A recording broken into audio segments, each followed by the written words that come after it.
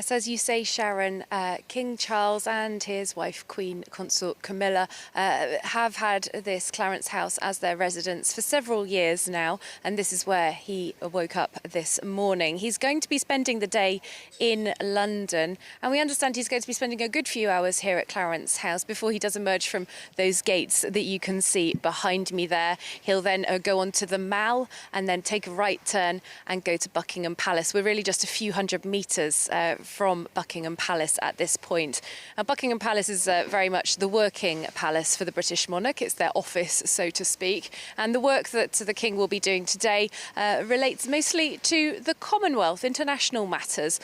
So I'm sure many of our international viewers will know that the King of the United Kingdom is also head of state of 14 other countries around the world, some of them large, Australia, Canada, New Zealand, Jamaica, for example, and some of them small, for example, St. Vincent and the Grenadines in the Caribbean, or Tuvalu and the Solomon Islands in the Pacific.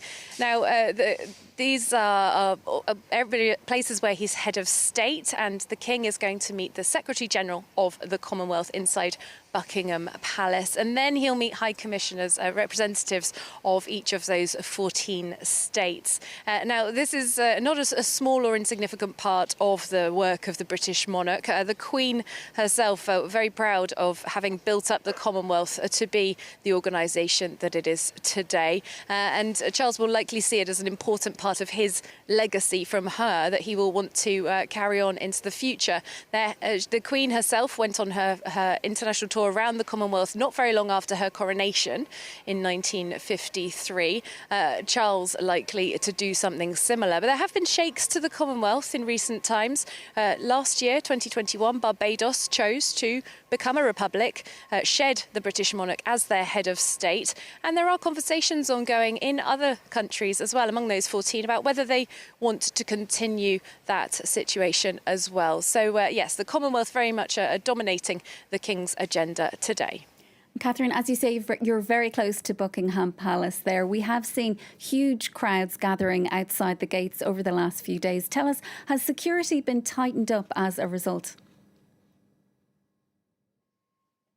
You're quite right. Security certainly has been tightened up again this Sunday here around Buckingham Palace. So from where I'm standing, I can see in front of me there's the Mall, this long road that stretches out from the front of Buckingham Palace. And there are people walking up there, barriers stretching all the way down this road now, keeping people off of the main area where motor vehicles will go. Of course, when the King leaves Clarence House here, he'll go in a car to Buckingham Palace.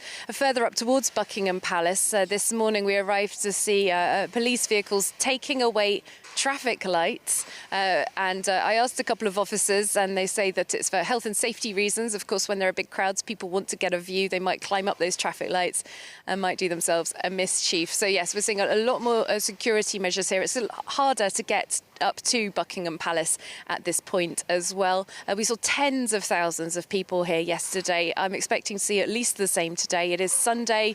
Most people in this country not working, not at school. They've had time to get themselves organised for travel to come up here to London. And there were already several hundred people around Buckingham Palace when the France 24 team and I arrived around dawn.